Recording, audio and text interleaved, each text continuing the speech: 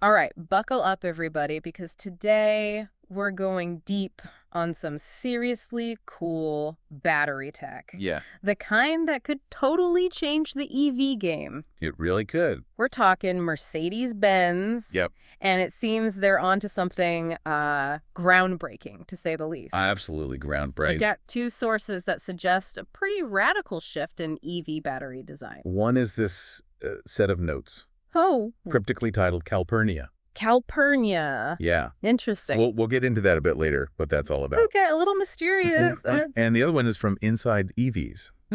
Okay, so both of these hint at a pretty radical departure from traditional battery design, For sure. which I am here for. Yeah. But before we get into the specifics, Right. can you remind us about the current limitations of typical EV batteries? Oh, yeah, definitely. You know, for those of us who don't spend our days geeking out on battery chemistry. Yeah, so most electric car batteries today, Okay. they rely on cells connected in series, kind of like links in a chain. Okay.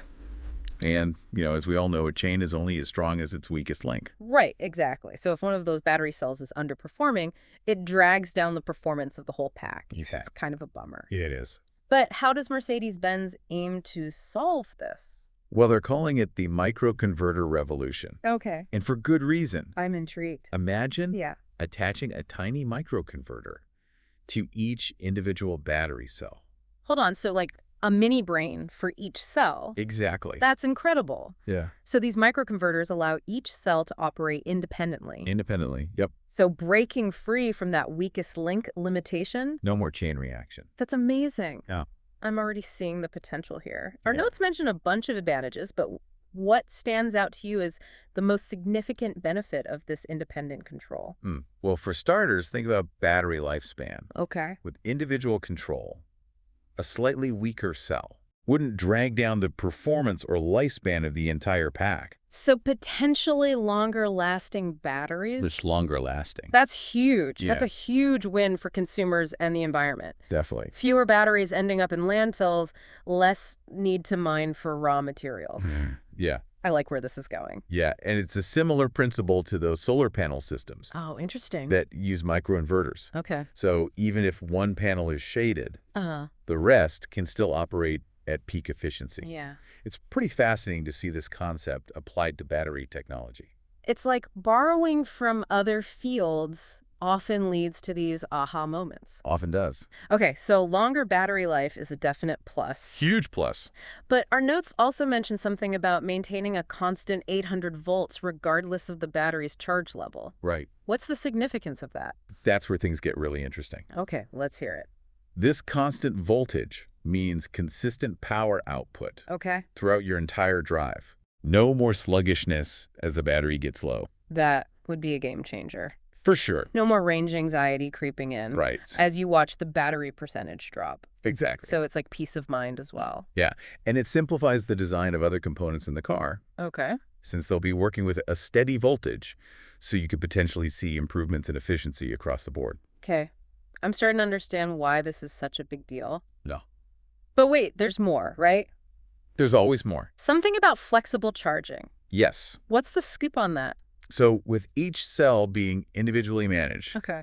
you could charge them at different rates. Interesting. Some cells might be able to handle faster charging Uh-huh. than others, meaning quicker top-ups overall. So no more waiting around for the slowest cell to catch up. Exactly. That would make charging so much more convenient. For sure. I could actually grab a coffee and be back before my car is fully charged. Yeah, and it opens up possibilities for utilizing different types of charging infrastructure more effectively. Oh, interesting. Imagine your car intelligently deciding which cells need the most juice Okay. and charging them accordingly Wow. based on the available charging speed. That's what I call smart charging. Yeah, This is starting to sound like something straight out of a sci-fi movie.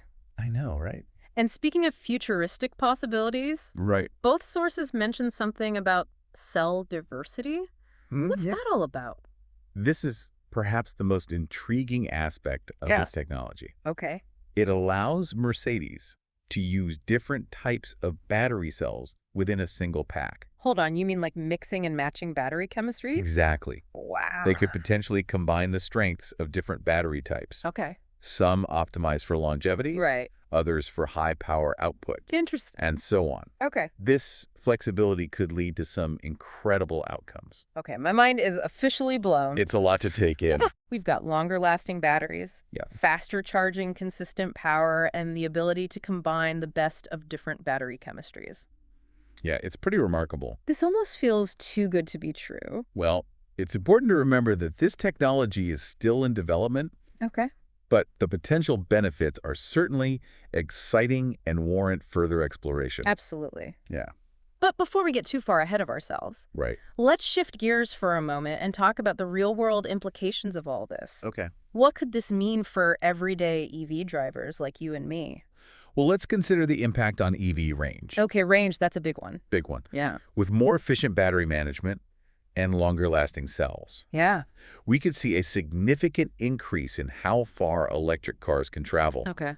on a single charge. Yeah. Imagine road tripping. Road trip. Yeah. Yeah. Without constantly worrying about finding a charger. That would be incredible. No more meticulously planning your route around charging stations. Yeah, just get in and go. Yeah, exactly. What about the impact on charging times? Oh, yeah. If we can charge individual cells at different rates, Uh-huh. wouldn't that significantly reduce those charging stops? Absolutely. Picture this. You pull up to a charging station, Okay. and in the time it takes to grab a quick coffee, Okay. your car is fully charged Wow. and ready to go. That's amazing. Yeah, this could completely change the way we think about charging our EVs. That would make EV ownership so much more appealing to people who are hesitant about the inconvenience of charging. Totally. You know, they're worried about, I have to stop for an hour to charge. Yeah, That's a big barrier for a lot of people. it is. So especially if you're used to just filling up your gas tank in 5 minutes. Right, exactly. So that's a big hurdle that this technology could potentially overcome. For sure. And let's not forget about the potential impact on the price of electric cars. Oh, yeah. That's important. Yeah, by using different types of cells, Okay.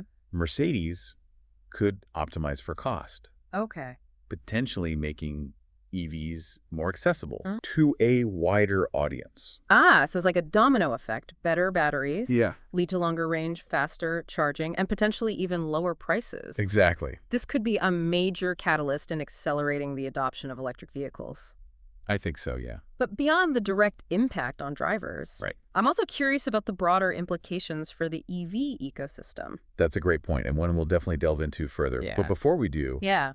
let's switch gears and explore what this revolutionary technology could mean for the future of charging infrastructure and even the power grid itself. All right, let's dive into that rabbit hole next. Let's do it. Okay. Yeah. All right, so we've established that this microconverter tech has the potential to revolutionize EV batteries themselves, but I'm really curious about the ripple effects. How could this impact the way we charge our cars and even the power grid as a whole? That's where things get really fascinating. If EVs can charge more quickly and efficiently, imagine the impact on those massive charging stations we're seeing pop up everywhere. Yeah, sometimes it feels like we're just swapping gas stations for charging stations, not really solving the infrastructure problem. What are you thinking? Well, with faster charging, those stations could handle more cars in less time, alleviating some of the congestion, especially during peak hours. We might even see a shift away from these huge charging hubs. Towards something more distributed, like charging integrated into our daily lives. Exactly. Think about charging at your workplace apartment complex or even grocery store parking lot. Smaller, more convenient charging locations could become the norm. Okay, that's starting to sound more like a seamless transition to electric vehicles, but how does this all tie into the power grid? I mean, won't millions of EVs charging simultaneously put a massive strain on the system? That's a valid concern. But this technology could actually help balance the load on the grid. Think about it. If your car could intelligently charge during off-peak hours when electricity demand is lower, it could help smooth out those peaks and valleys in energy consumption. Ah, so it's like using EVs as a sort of buffer for the grid shifting energy demand to times when renewable energy sources like solar and wind are more plentiful. Precisely. It creates a symbiotic relationship between electric vehicles and renewable energy, making the grid more resilient and sustainable. And this leads us to another exciting possibility: vehicle-to-grid technology, or V2G. V2G. Okay, now you're going full sci-fi on me. Break that one down. Imagine your electric car, not just consuming energy from the grid, but also feeding energy back into it.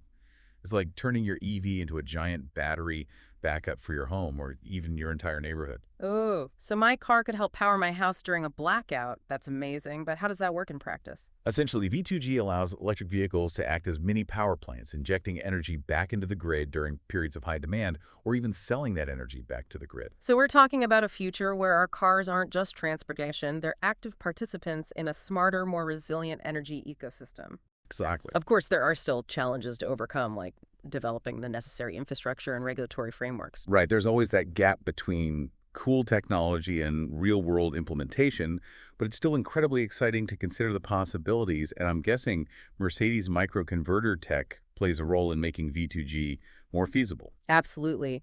By being able to precisely manage the energy flow to and from individual battery cells, this technology could significantly enhance the efficiency and effectiveness of V2G systems. Okay, so we've got convenient distributed charging, a more stable and sustainable power grid, and even the potential for our cars to become mobile energy sources. This is definitely starting to paint a picture of a very different transportation future. But before we get too swept up in the hype, let's take a step back and address the elephant in the room. The potential downsides. Are there any drawbacks or challenges associated with this technology? Of course, every innovation comes with its own set of hurdles. One potential challenge with this microconverter technology is complexity. Managing thousands of individual battery cells is no easy feat. It could make the battery system more intricate and potentially more expensive to manufacture. That makes sense. More components usually mean higher costs, at least initially. But didn't we see something similar with early smartphones? They were incredibly expensive at first, but as production scaled up and technology matured, prices dropped significantly. That's a great analogy. We could expect a similar trend with this technology. However, there's also the issue of reliability. With so many individual components, ensuring the long-term durability and safety of the system will be absolutely critical. Especially when you're talking about a car's battery. Any issues there could have serious consequences. Precisely. And then there's the question of repairability. If something goes wrong within a battery pack with thousands of microconverters, diagnosing and fixing the issue could become a logistical nightmare. So, while the potential benefits of this technology are huge, it sounds like there are still some kinks to work out before it becomes mainstream. What do you think? Is this just a flashy concept, or is Mercedes onto something truly groundbreaking here? Well, based on the information we have, it seems Mercedes is quite serious about bringing this technology to market. They've even hinted at using it in their upcoming electric vehicles, potentially within the next few years. So, we might not have to wait too long to experience the benefits of microconverter technology firsthand, but before we get ahead of ourselves, let's take a moment to recap what we've learned so far. Great idea. We started by exploring the limitations of traditional EV batteries with that weakest link analogy. Then we dove into how Mercedes' microconverter technology addresses those limitations by giving each battery cell its own little brain. And we uncovered a whole slew of potential benefits: longer battery life, faster charging, consistent power output, and the ability to use different types of battery cells. We even explored how this technology could impact charging infrastructure, the power grid, and the feasibility of V2G systems. And of course, we acknowledge some potential challenges like complexity, reliability, and repairability. All right, so we've covered a lot of ground here, but I'm curious to shift gears one last time and explore the broader competitive landscape. If this technology takes off, how might it impact other car manufacturers? Will we see a sort of battery arms race with everyone trying to outdo each other? That's a fascinating question and one that leads us to some very intriguing possibilities. But before we dive into that, let's take a quick pause. Okay, so before we pause, we were talking about how this new battery tech could impact the competition. If Mercedes really pulls this off, could we see a battery arms race among car manufacturers? It's definitely possible. Competition often breeds innovation, right? Yeah, for sure. If Mercedes demonstrates a significant advantage with this technology, I think it's safe to say other automakers won't just sit back and watch. Right, they've got to keep up. Exactly. They'll want to get in on the action, and that could lead to some rapid advancements in battery technology across the board. So instead of just incrementally improving existing battery chemistries, this could push the entire industry to completely rethink how EV batteries are designed. I think so. This has the potential to be a real game changer, forcing everyone to innovate at a much faster pace. Hmm. It reminds me of the shift from hard drives to solid-state drives in computers. Oh, yeah, that's a good analogy.